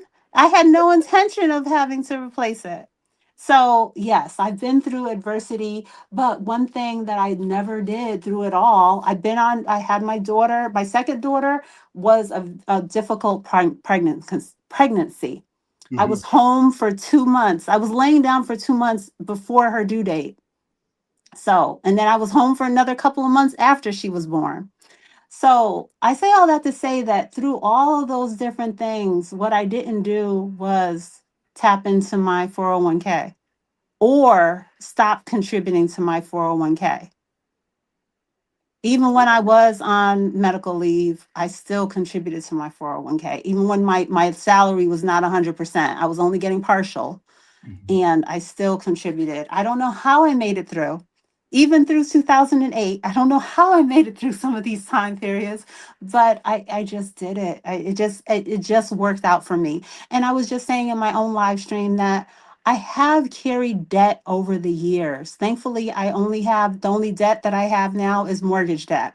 Hmm. But I'm glad that I never cheated myself by disrupting the power of compound interest and my portfolio's building. And now, I have it's you may not think it's substantial, but I'm proud of what I've achieved. And even someone in my chat today was saying that most people, and statistically, it's true what they were saying, that most people in their, mid 60s to late 60s only have 200,000 in their investment portfolio. You know, and that's not going to make it. I mean, That's 200,000, it may sound like a lot of money to a lot of people, but that's when you start deducting and don't have any inflow and you got outflows, that's not a lot of money. Uh, I'm going to read just asking for a friend Keisha's comment here, but I want to point out something Lisa said, and we've all faced this. No matter what she went through, she kept going, and she don't know how she made it, but the point of the matter is she made it. Sometimes we don't know how we're going to make it or how we made it. And I would tell you, I used to forget about this one investment. But because not only is Lisa consistent with investing, she's consistent with her content. It was one investment, FXAIX, which is the Fidelity S&P 500 ETF or index fund. I Mhm. couldn't remember to keep. Now I got it down because I kept every time Lisa did a video, she had more and more money. Like, and she just talked about compound interest. She did not tap into her money. I just talked about instead of taking another route, I sold property that I paid kibbles and bits for a large sum of money. But what would it be worth today had I not tapped into it? Just asking for a friend. So I don't blame you for being upset because I'm like you. The car was running. That is all we needed to do. As long as the car is running. And I can't. I'm just gonna say Jay. Jay said very good point. It's not enough because it's not gonna. It is not gonna be enough. That's Lisa. One of the things I know. I know you said not long ago, and I got some catching up to do with content because I've been a little busy. But you shifted kind of, and correct me if I'm wrong, but instead of dividends investment, you're focusing more on growth investments now. Is that correct? I am. I am. I feel like I was going the wrong direction. Hmm. And you know me, I'm about being transparent, and I made a video about it. And that's why you have to follow your own path and your own journey. And it was earlier this month I was actually live in KGU, and Hmm. KG popped up on my live stream.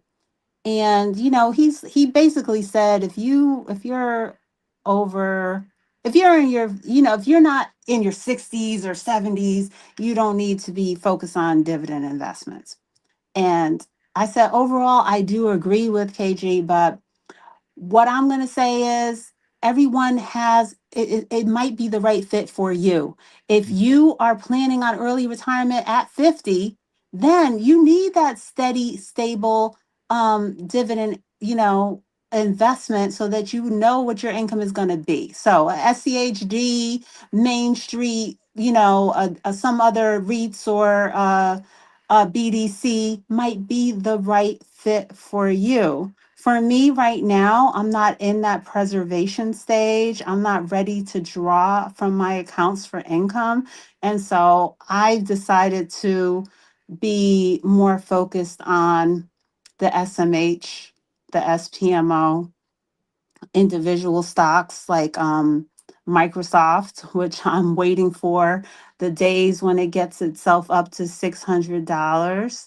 I'm trying to focus on growth. And then from there, um, down the road, I don't know exactly how many years, I'm going to have to shift to what I call the preservation stage when I want to have more stability and income coming from my portfolio. But for now, I'm focused on growth because I want to maximize getting my money up and then being able to shift it to that place of being more like the high yield savings account, not literally, but in something that is not going to have that substantial growth, but still be able to protect me and have me on track for what I need.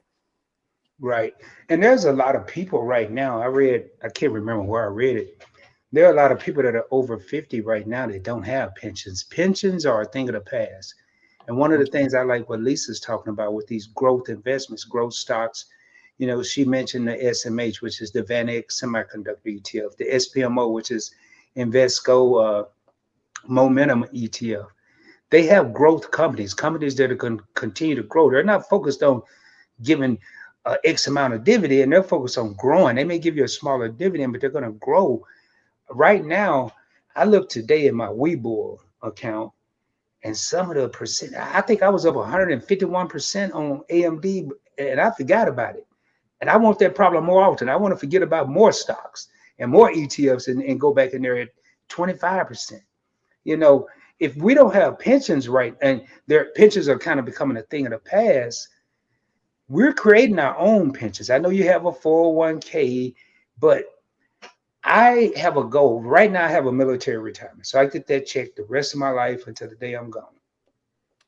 I want to be able, my goal, and I don't know what Lisa's goal is. And I talked about financial goals earlier. What is Lisa's been saying? She said it 3 times. She's been up here.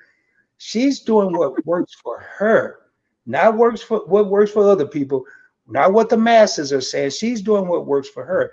What are your financial goals? My financial goal right now is to, will there be a SSI or Social Security when I get ready to for real retire? Maybe not. So I want to have me a account that I can take X amount of money per month for my living expenses. I already got my military retirement, and that goes up. I get a COLA increase, a cost of living allowance every year with that.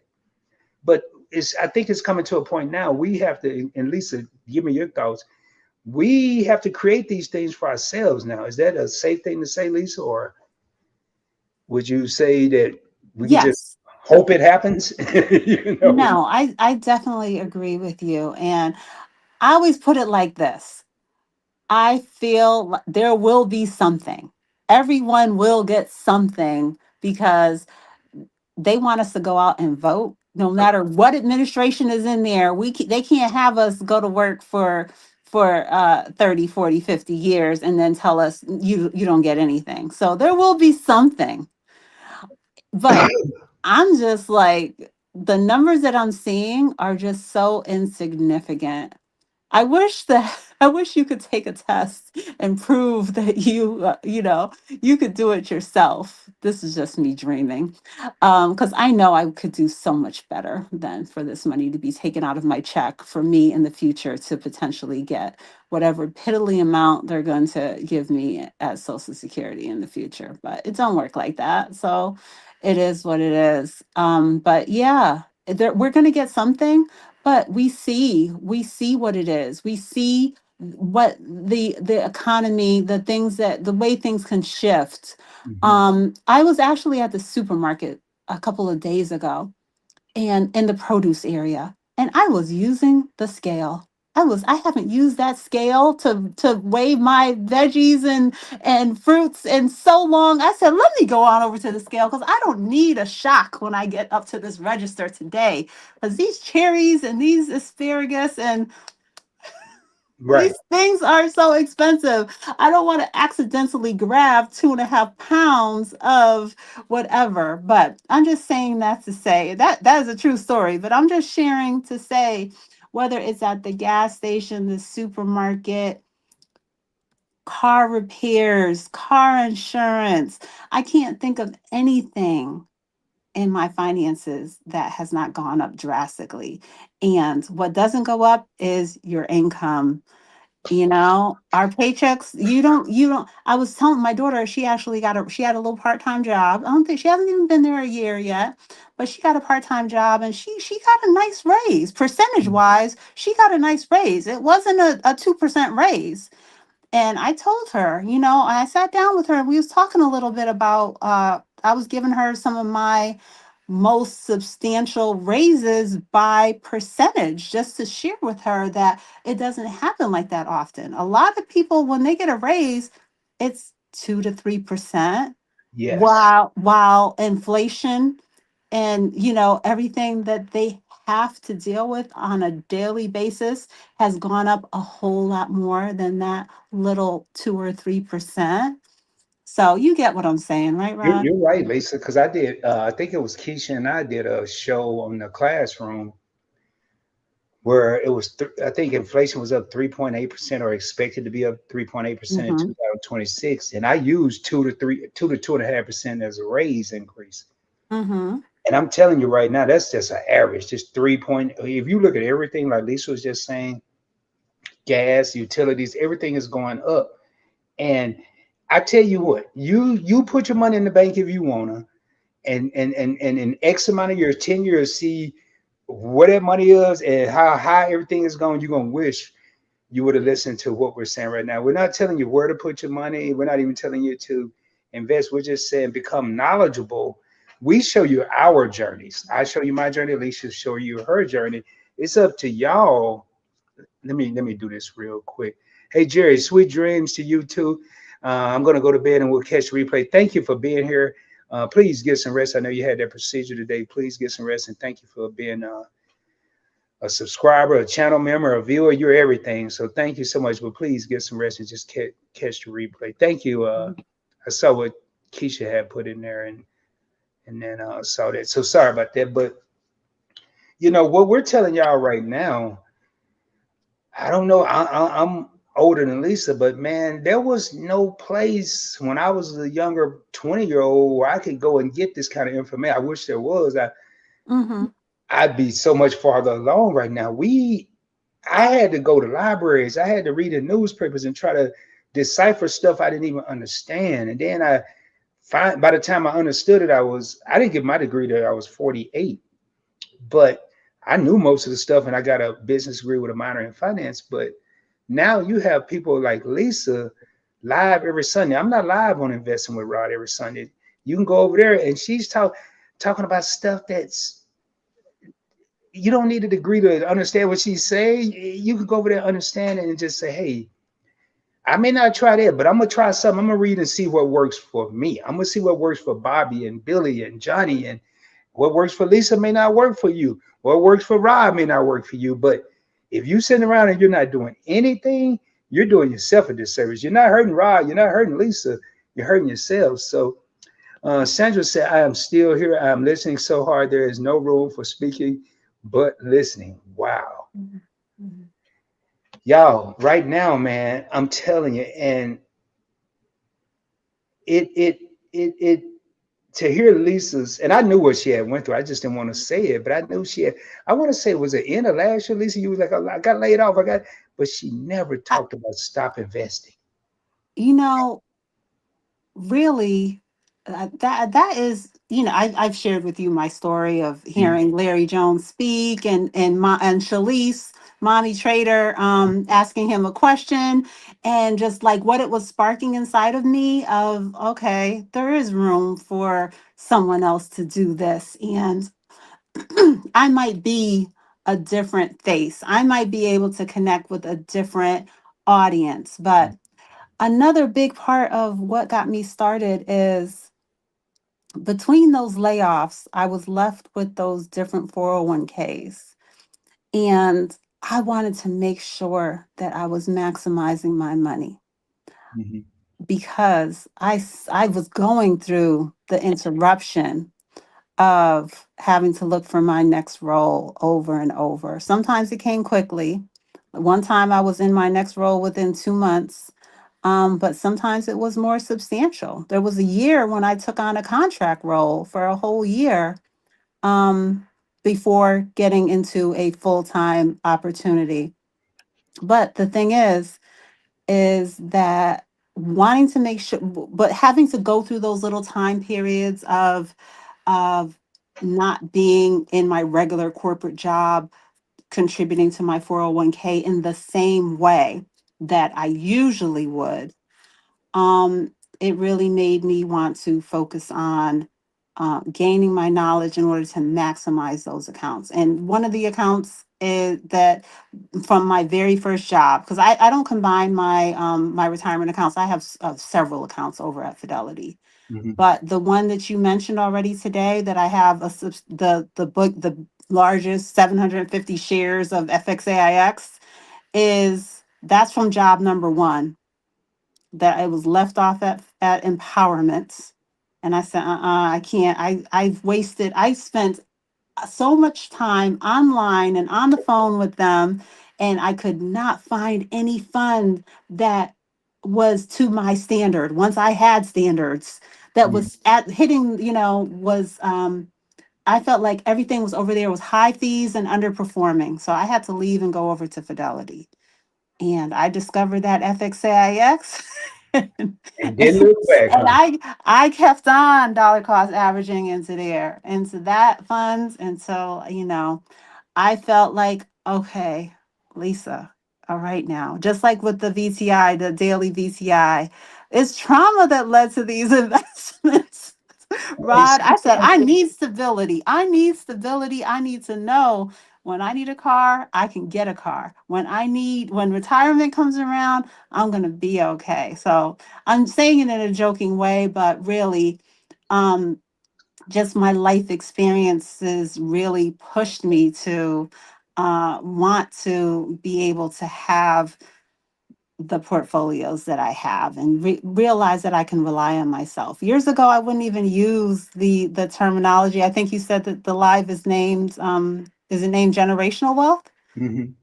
I used to not use that term. When Me I either. first started out, I didn't use that term of generational wealth. I used to say to myself and to other people every once in a while, listen, I got to slow down. I need to create wealth for me before I can think about the next generations. I've gotten there now, but You were live, Lisa. You were live. I said that exact sentiment. We can't have generational wealth until we have wealth. exactly. So you were live when I said, I was like, man, forget about generational wealth. Let's start with wealth, and then we'll get to generational wealth. But one thing I want to share before I go any further, your favorite couple, I have them pulled up on the screen. They were in Spain and France this past weekend, and I want to take the time to thank Shelton and Key. They did a live stream while on vacation to push Points Blank Experience and to get the subscribers needed to hit 1,000 subscribers. It's easy for me to text him and say thanks, call him and say thanks, but no one really knew. I didn't even know he was going to do it until he said, hey, check out this live.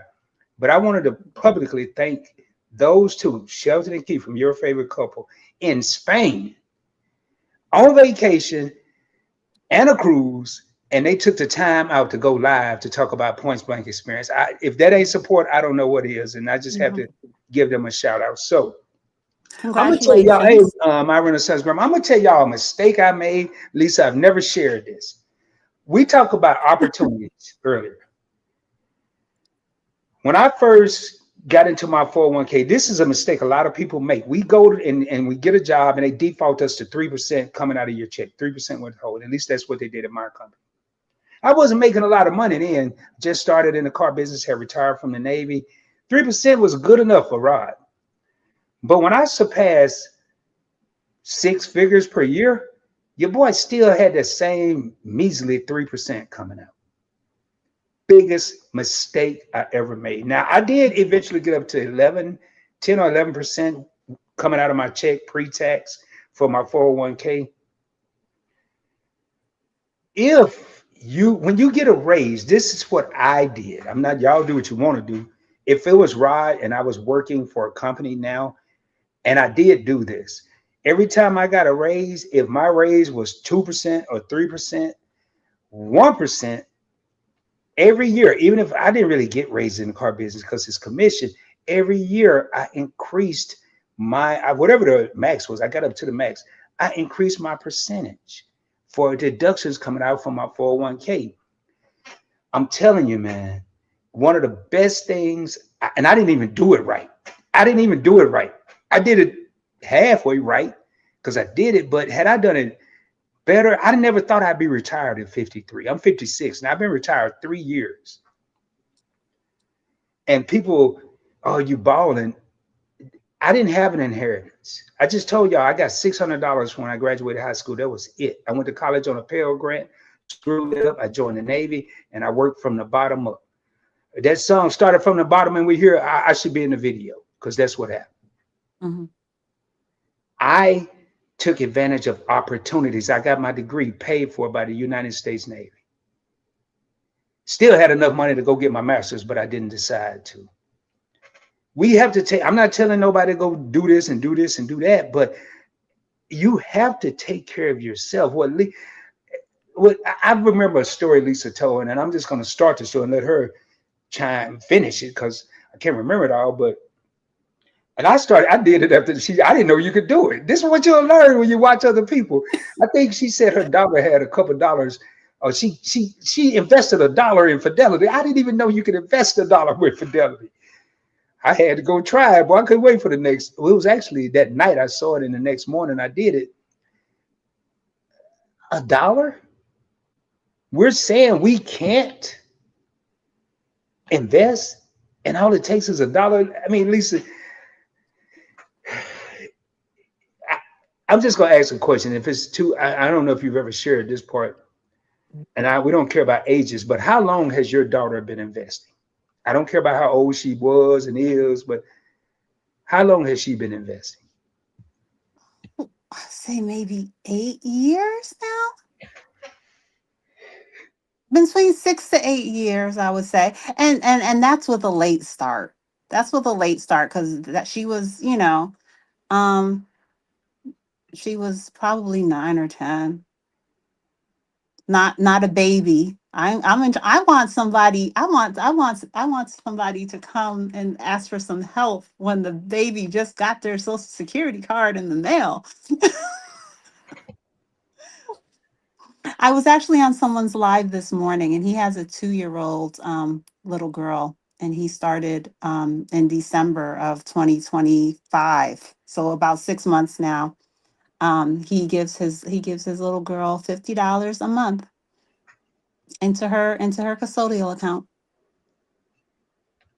Y'all, if we are going to talk about generational wealth, if we're going to talk the talk, let's walk the walk. Let's do it for the kids. Let's be for real about it. Here it is.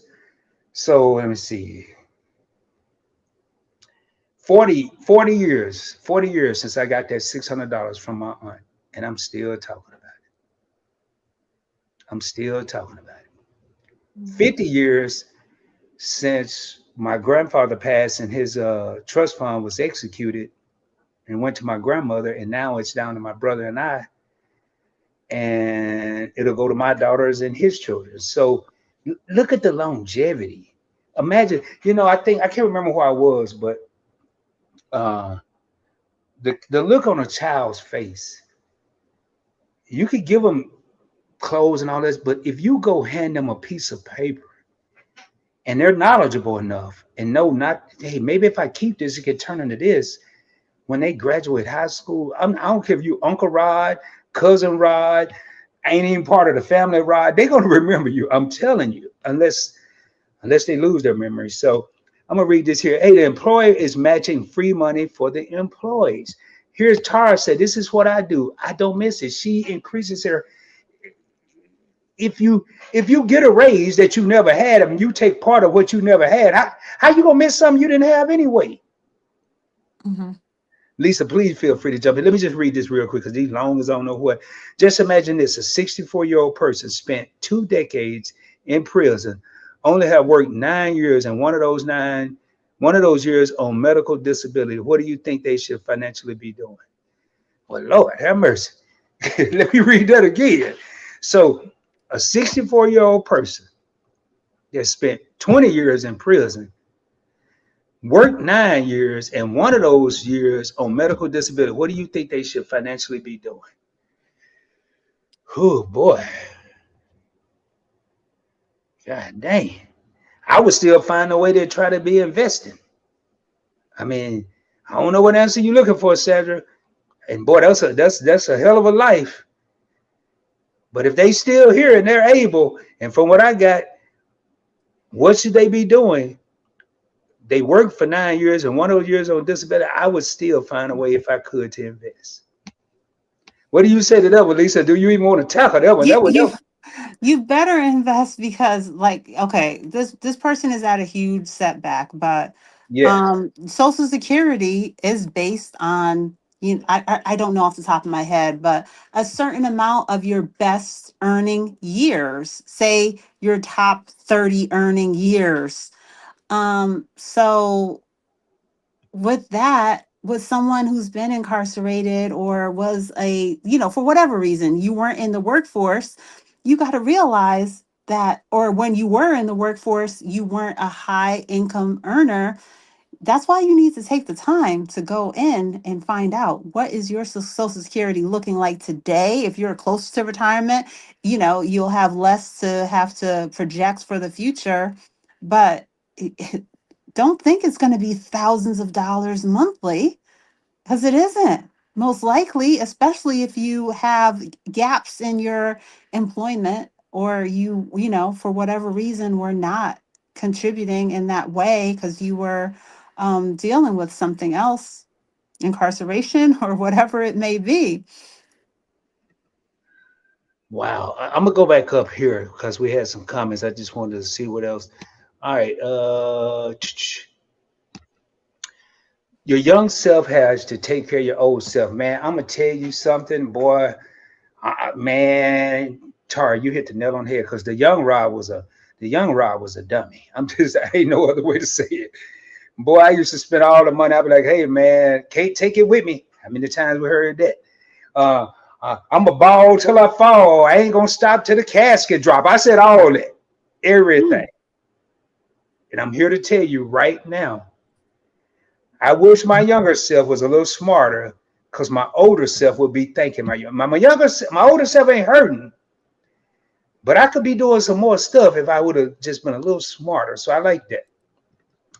The maximum employee elective deferral limit for 401k is $24,500 for the 2026 tax year, up from 23,500 in 2025. That still does not stop you. And I thank you, Three Balls, for putting it out there. It doesn't stop you from investing on your own. Late start is an understatement, right? Yeah, I'd say that's a late start. They spent 20 years in prison. If a person can't contribute the max, uh, Well, I got to learn more about trust fund. The answer is Sandra said is investing everything. And I don't know what Sandra's saying, but Lisa kind of alluded to it earlier. That scenario that Sandra gave us, that person is playing catch up. They're almost going to have to invest everything just to get where they would be because they missed out on 2 decades. Mhm. Lisa said a while ago, and I'm a little late on the freight train. How do you determine if SSI he take at the earliest or wait? I would take it at the earliest. That's just me. Because I just think, I mean, what are the benefits for taking it later? I mean, you got to look at It what go works. the percentage goes up, so you can between so 62 is the earliest you could take it, but you don't get full 100% until you get to 67, and then after 67 there are some slightly higher over 100% percentages, I think up until 70. So you're and once you tap into it, I think that's it. You know, it's set. So if you tap in at 85% of your social security, that's all you're ever going to receive. So if that's the right fit for you, then you know it's not a one size fit all thing. Did you say what you would do, Lisa? I mean, I don't know if you, I think you did. I'm thinking I'm going to you know, I don't know. I'm not 100% sure. I'm thinking about it, but it's still a work in progress and process when it comes to, you know, what the future may hold. But I'm thinking I might tap in at 62 and just take handle of trying to manage that money myself as I think opposed that's to what I'm going to do. waiting. Yeah, as opposed to waiting for the full at 67. Um Here's my fear, Lisa. Let's say I don't take it at 62 and then I wait till 67, and that 5 years or 5.5 or 5.5 years, they change the rules on your boy. mhm. I'm taking it as the earliest possible, and I feel like I have enough competence to work my money. Yes, yes. That's And that. you know, it may not be literally at 62, but maybe 64. Hopefully these ages don't go up any higher than 67 for full. But you know, I'm not 100% sure on that yet. And I just wanted to touch on what you were talking about. I know we've talked about investing a dollar, investing $5, $10, but and I'm proud of whatever you can get invested, but a lot of what I've been able to build for myself is from much more substantial investments than that. So 15% is what Fidelity recommends, and that's between your contribution along with your employers if you're getting one. Mhm. So, you know, think bigger, but there are places in my financial journey where I'm incorporating those smaller $10 or even less investments from time to time because I'm building a taxable brokerage account. I'm building a brokerage account with my daughter, and I even have one for my business. So I just have different things going on. So don't forget, don't think that the extents of our investing are just those small amounts. I'm gonna say, because I'm gonna get ready to close out. I didn't want this to go over 2 hours. Some of the people, when you go into department stores or Walmarts or grocery stores that are still working, they're bored. I'm retired for the most part, and I get bored very easily. Thankfully, I have YouTube and 17 other different things to do. But some of those people are working because they don't have a choice. Hmm. They didn't do what Tara said earlier. And let me go back up to it here. Uh, their young self, a lot of them that I'm seeing today may not have had the opportunity. And notice I keep using that word to even know or learn about investments. You can come into Rod's live or Rod's videos, or you can go to Lisa's lives, Lisa's videos. You don't have to say a word. What I would do is subscribe so you get the notifications and know when we're going to put more information out. And you may Mhm. just listen. You may not comment. You may just listen. But that's doing something. You have two individuals on the screen right now that aren't trying to sound super smart or super intelligent. We know the stuff, but we're doing this to just see people. Because, man, I'm telling you right now, ever since I was a little boy, it's just been getting worse and worse and worse and worse and worse. It hasn't gotten any better. It just keep getting worse. So Sandra said, thank God for investing. For the past 16 years, landing degree and landing employment at 100,000 per year, now remote, a remote side job and side business with very minimal bills. That person is me. When you say that person is you, Sandra, can you put what you mean that person is you? I'm pretty much feeling what you're saying, but I don't want to be wrong.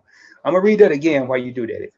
If you're near your computer or your phone, thank God for investing for the past 16 years. Landing degree and landing employment at 100K per year. Now remote, a remote side job and side business and very minimal bills. That person is me. And if I'm not mistaken, Cedric, correct me if I'm wrong. I'm gonna go back up here. I'm gonna pull up this comment. Correct me if I'm wrong, Sandra. Only because I listened very well, and she said in one of her lives, her age, or maybe one of my lives. I didn't know all that other stuff was going on. But some people, if yes, and I was right. Some people, so I'm gonna read this again. Imagine this: a 64-year-old person spent 2 decades in prison, only have worked 9 years, and one of those years on medical disability. What do you think they should be financially doing? Then she went on to say, late start is an understatement, right? Then she said, the answer is investing everything. A lot of people would have judged this individual. A lot of individuals would have given up.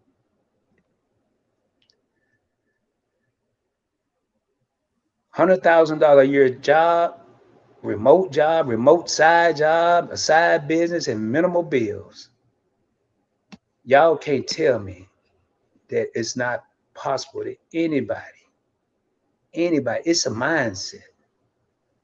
Lisa talked about it. Lisa said lay it off after layoff after layoff after layoff after layoff. Rod was dead broke in 2010. I'm talking about, I'm gonna go to the old cliche. I ain't have a pot to piss in or a window to throw it out of. I had a closet full of clothes and $4 in the bank, and I had 3 days before payday. I had to make a choice of getting to work or eating. Actually, it was 2 days.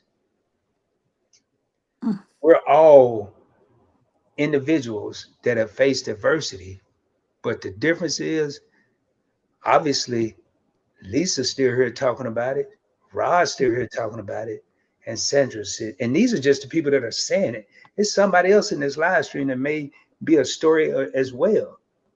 And managing a what is that colostomy bag and YouTube channel? It ain't easy, but oh my goodness, boy, Sandra, you boy, I don't do this too often, but salute to you, cause man, Lisa, I'm gonna let you say what you gotta say, cause I'm getting ready to close this out on that note. You can't tell me, and when I say you, not Lisa, the people in this comments, the people watching the replay, you cannot tell me it can't be done. You can't tell me.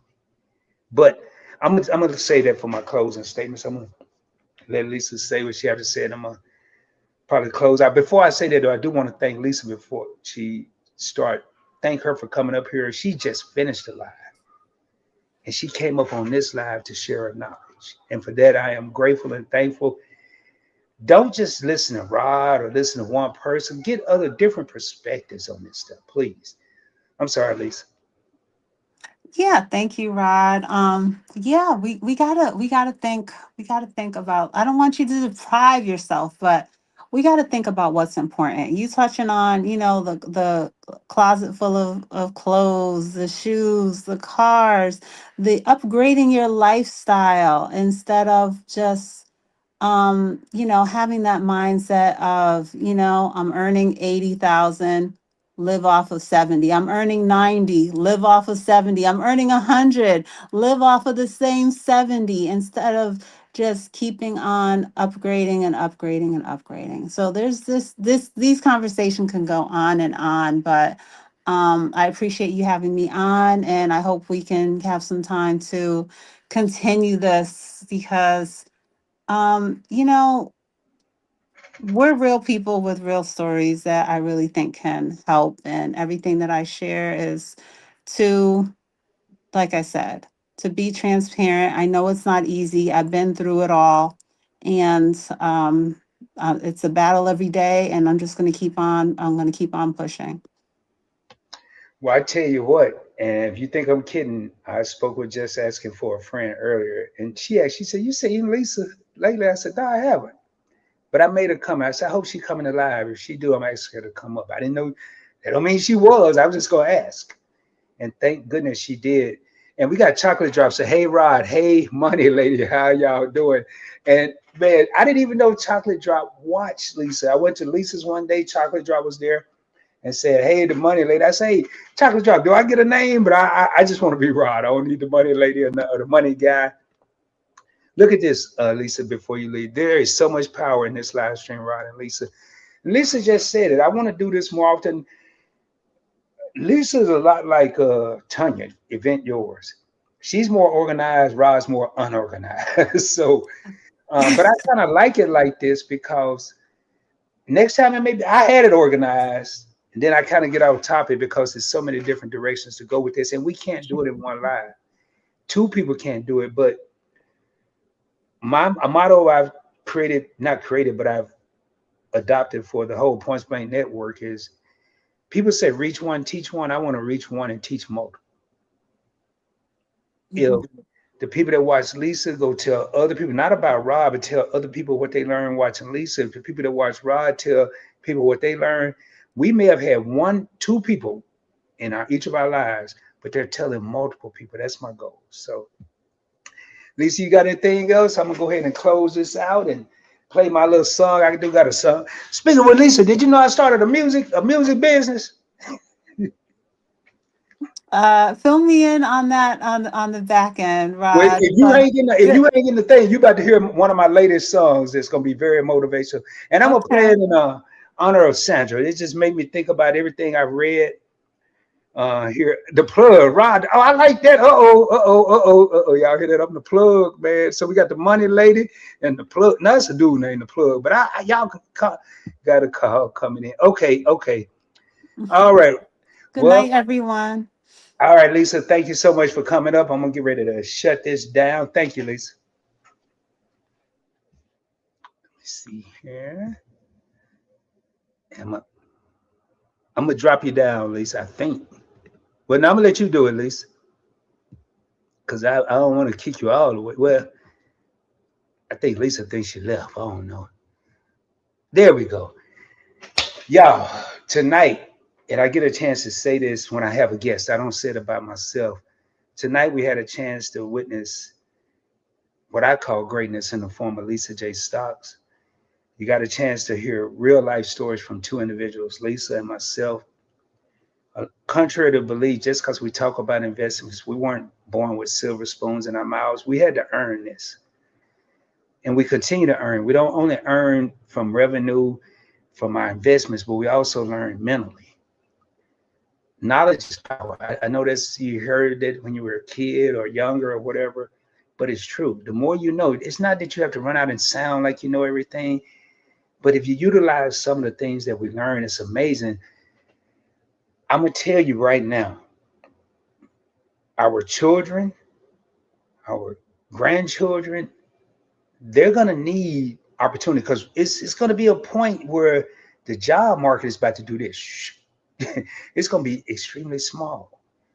How can you have an income without any employment? Let's start today and not wait till tomorrow. All right, so spoon still ain't silver. It's silver plated. That's what I'm talking about, y'all. I'm gonna close out with a.